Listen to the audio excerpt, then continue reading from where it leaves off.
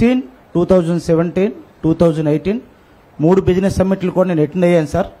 అయితే ఈసారి డిఫరెన్స్ ఏంటంటే ఆ 3 సమ్మిట్లకి వచ్చినంత మంది ఈసారి ఎక్కువ మీరు లోకేష్ బాబు గారు ఎక్కువ అదర్ కంట్రీస్ తిరిగి గతంలో ఎప్పుడు కూడా ఇంతమంది ఇన్వెస్టర్స్ని మీరు ఇన్వైట్ చేయలేదు. ఈసారి ప్రత్యేకంగా మీరు ఎక్కువగా ఇంట్రెస్ట్ చూపించి అందరిని ఇన్వెస్ట్ చేయడం వల్ల ఎప్పుడు రానటువంటి ఇన్వెస్టర్స్ ఈసారి వచ్చారు సార్. ఇది ఖచ్చితంగా సూపర్ హిట్టే. ఎందుకంటే అందులో మనం కష్టం కూడా గుర్తించాలి. ఇప్పుడు ఇంతమంది ఇటలీ వాళ్ళు కానీ లేకపోతే రష్యా వాళ్ళు కానీ మేము చాలా మందిని బయట వాళ్ళతో మాట్లాడాం. గ్యారంటీగా ఈసారి 13 లక్షల కోట్లు, అప్పుడు 3 ఏళ్లకు కలిపి 11,11.05 వచ్చాయి.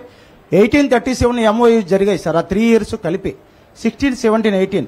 కానీ ఈసారి 13,000 lakhs crores వచ్చింది. అందులో గూగుల్ డేటా సెంటర్ కానీ పెద్ద పెద్ద ఇన్వెస్టర్స్ వచ్చారు సార్. మామూలుగా అప్పుడు ఏంటంటే చిన్నలు వచ్చి MOU చేసుకోవడం వల్ల ఎక్కువ గ్రౌండ్ అవ్వలేదు. కానీ ఈసారి గూగుల్ డేటా సెంటర్ కానీ లేకపోతే అదర్ కంపెనీస్ కానీ లులు మాల్ బ్యాక్ వెళ్ళిపోయింది. మనం అక్కడే పెట్టాం లాస్ట్ టైం. వెంకయ్యనాయుడు గారు మీరు శంకుస్థాపన చేశారు. ఇటువంటి ఇన్వెస్ట్మెంట్స్ని మీరు కరెక్ట్గా కానీ మీ మినిస్ట్రీస్కి మీరు ఏదైతే బడ్జెట్ లేకుండా భారం అప్పచెప్పారో మీరు ప్రత్యేకంగా టీమ్స్ని ఏర్పాటు చేసి గ్రౌండింగ్ చేస్తే మీరు అనుకున్న గవర్నమెంట్ అనుకున్న అచీవ్మెంట్ ఖచ్చితంగా నెరవేరుతుంది సార్. Thank you sir.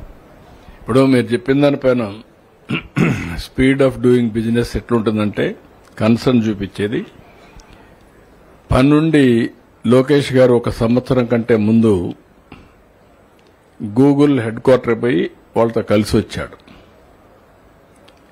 అప్పుడు డేటా సెంటర్ పెడతారని కూడా తెలియదు.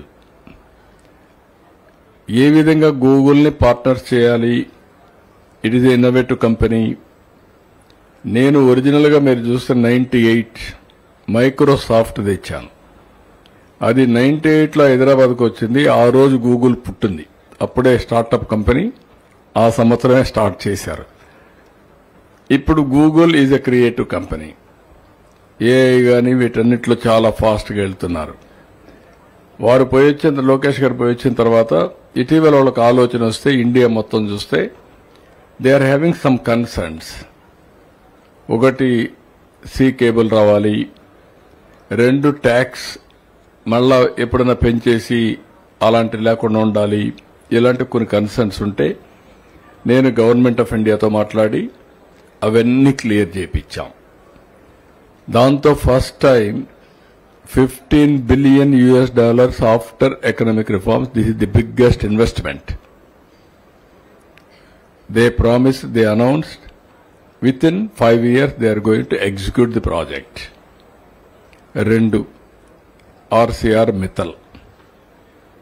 That project కూడా వాళ్ళు వచ్చారు. అనేక రాష్ట్రాలు ఉన్నాయి. ఎక్కడ పెట్టాలని ఆలోచించినప్పుడు ఆంధ్రప్రదేశ్ మనతో కూడా మాట్లాడారు. ఎప్పుడైతే మాట్లాడారో దాంట్లో కూడా కొంత క్రెడిట్ లోకేష్కి ఇస్తున్నా. ఆయన కొంచెం కోఆర్డినేట్ చేసుకున్నాడు వాళ్ళతో కూడా. కోఆర్డినేట్ చేస్తే గవర్నమెంట్ ఆఫ్ ఇండియాలో NMDC there is a problem.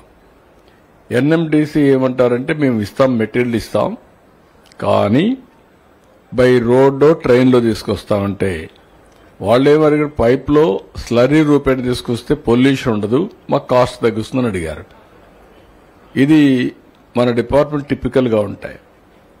ఆ విషయాన్ని నేను కుమారస్వామికి చెప్పి చేయించడమే కాకుండా ఆయన చెప్పినా కూడా కాకపోతే ప్రధానమంత్రికి చెప్పి ప్రధానమంత్రి గట్టిగా చెప్పిన తర్వాత ఇమీడియట్గా ఇచ్చారు.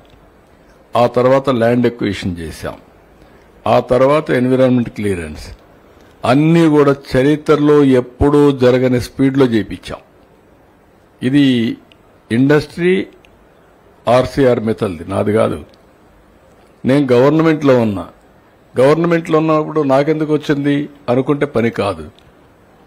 It is our project, we got it done. Now దానిపైన ఫేజ్ 1, ఫేజ్ 2 1,35,000 కోట్ల రూపాయలు పెట్టుబడి వస్తుంది. ఒక స్టీల్ సిటీనే ఎస్టాబ్లిష్ అవుతుంది. Visakha district, combined Visakha district highest steel production ఇక్కడ వచ్చే పరిస్థితి వస్తుంది. ఇది ప్రోయాక్టివ్. ఇలాంటి 1-2 కాదు, వేరే రాష్ట్రాలకు పోయిన ప్రాజెక్టులు కూడా తిరిగి ఇక్కడికి వచ్చాయి. ఆల్మోస్ట్ సెటిల్ అయిపోయినట్టు కూడా వచ్చాయంటే ఆ క్రెడిబిలిటీ, ఒక నమ్మకం, ఇక్కడ పనులు అవుతాయని వస్తున్నారు.